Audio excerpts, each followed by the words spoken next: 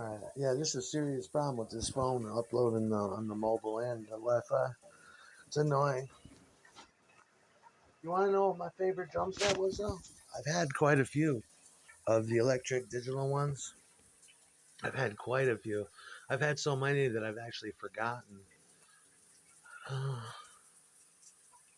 Yeah, but I think I'm ordering one for my birthday. The best one ever. I had a couple kits that were really great. Some of the early model Simmons, the affordable ones. Those are really they're good quality, but they're starting to fall off a little bit. The one I got upstairs, I just don't dig it. Um,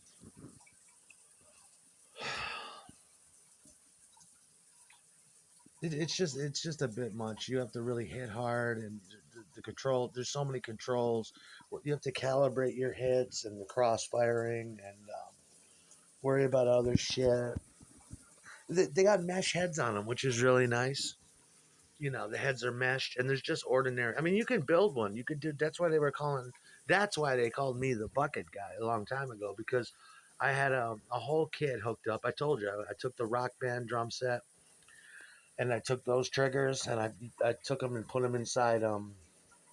Well, I had my first electric kit was just all Rock Band toms. I had two toms, and then I made a snare out of a bucket from the remaining trigger, and that's all they are is just piezometric triggers. You could trigger anything, and then you just get in there. And I used a Korg OSRW5 for the drum sounds. I love electric kits, but they're a big pain in the ass. Like I said, you got to do the threshold, how hard you hit them, the crosstalk between different drums if they knock into each other, or if the adjacent or adjoining trigger picks up one of your stick hits. It's just a giant pain in the ass, and but I'll tell you, and I'm getting another one. One of the best ones I ever had was one of the cheapest ones they ever is the D drum Beta, and it comes with three toms, three cymbals, hi hats, and they use little switches on the bottom, little like Radio Shack style kick drums, like you would use for to make your piano suspend chords. And they have Velcro that you just tape them down with Velcro, and there's none of that big kick drum action. Is the Korg D drum or the D drum Beta? I did some of my best demos with that. That's how I learned how to play Coltrane. I was learning different jazz songs that I could play, and I learned how to play Equinox on that thing. I used to set it up in my living room, and I just used to love it. Back then I had a really nice stereo. I had a Sony, you know, 200-watt thing, and I had floor wedges with it, and I had surround sound with it. It was fucking great. I'd plug it into that, turn it up all the way, and for such a cheesy, cheap unit, it had the best sounds. I had like four. It only came with four different drum sets, and you can't mix and match them. You just got to play whatever you get. That was my all-time favorite. I was it was inspiring, that drum set, and I was able to, and it just has a lot of good quality to it. You just plug it into your four track, and there's an automatic. There's a professionally mixed, great sounding kit right there. I'm gonna sell the Titan. It's just annoying. All these drum kits.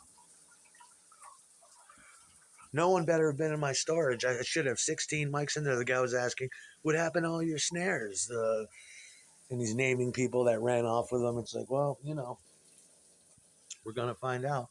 The best snare drums I ever had was the Gene Krupa snare, the pork pie snare. That was my all-time favorite snare. It was white and gold. It just sounded unbelievable. I should be back on my drums. I should be playing my drums today. With the little girl dancing in the room as I'm playing, she just runs in and starts dancing, fucks me up. She goes into a little dance. It's fucking awesome. Play the drums there. Hell yeah. My Slingerland kid, that was my shit. I always get stopped right when I'm about to do something good. I maxed out my credit card on that motherfucker with new heads, and I learned how to tune my drums, and it just sounded great. I'm like, oh, I love it. Garbage cymbals, but I was just starting to slowly step it up. I go. We used to have Daddy's Junkie Music. Remember that? Daddy's started up when I was in years ago when I was in Connecticut. That was who sponsored our shit. We used to get free gear from there. Just go to Daddy's and be like, okay, here's the Zildjian Avitas ride cymbal used for $40. Like, oh, okay, yeah, because the Avitas is what back then it was like $120 mid grade. Yeah, I mean that's what I miss doing it. Going on payday at the first of the month to the music store. What do you got for used cymbals? And I just take a stick and be like, and I have to guess, what it would sound like when I got back to the rest of the kit. After 8 months go by, shut the fuck up over there. After 4 to 8 months go by, you've got a new crash, you've got a new medium crash, you've got your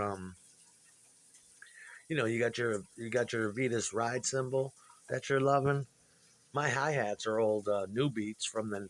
I think they're probably 20 some years old now. I've been using those forever. I haven't gotten a new hi hat stand yet, but I got to go back into storage. I got my DW pedal there, and I should have all my mics. If I don't, I'm gonna flip fucking shit. But that task game I was looking at yesterday, the day before, yeah, that was one of the ones I was trying to get too. I love the Zoom though. You can't that Zoom.